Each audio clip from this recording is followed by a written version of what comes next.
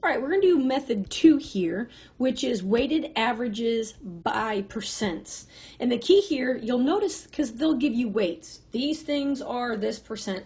Generally, the most common spot you'll see these is like in a course. When you're taking a class, the grade is calculated by weights, by percents. So each value, and we also often call these category averages. So like the test and then the category average of test, that's what you're going to multiply by together. And you'll notice in this method, you're not dividing by anything, because we would divide by the total weight, but think about it.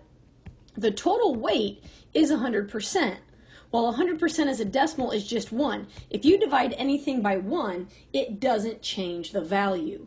So this one is a little nicer because you're dividing by 1, which is, easier math. Okay, so let's look at question number 2. If your average is 85% on tests, 100% on homework, and 85% on quizzes, what is your final grade for the course? Okay, so I love to set things up, in terms of like a table. So it's very organized. So you can see that our weights are set up and they add up to 100%, and that should always be the case. Now, the category average comes from these values. And even though you average an 85% on tests, notice that the average is going in just as a number. The percents really only happen as the weights.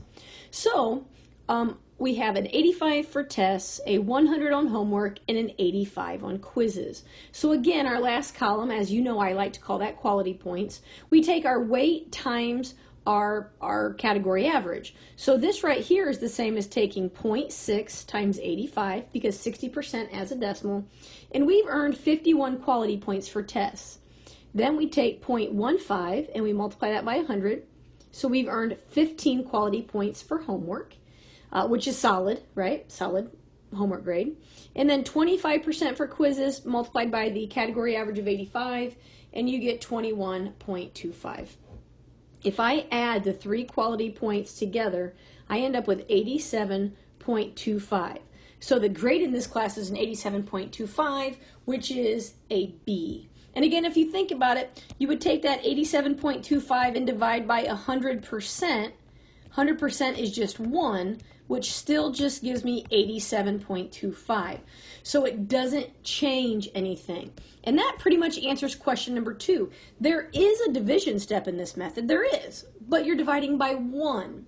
So because the total of the weights is just 1, or 100%, dividing by 1 does not change the problem, and therefore you don't really need to do it.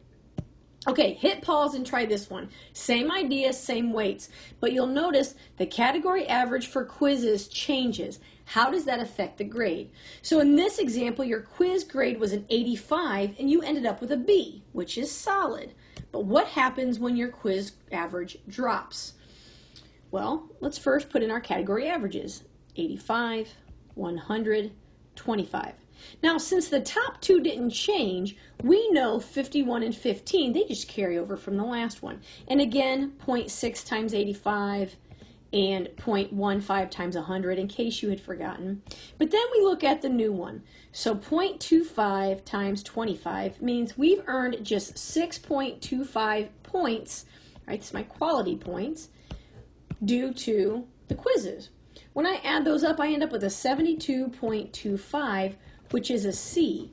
So just by, look at the difference in grades. Just by slacking off a bit in quizzes, you go from an 87 to a 72, which is, that's a huge drop with just slacking off on a few quizzes. So everything really does count when you're looking at an overall grade.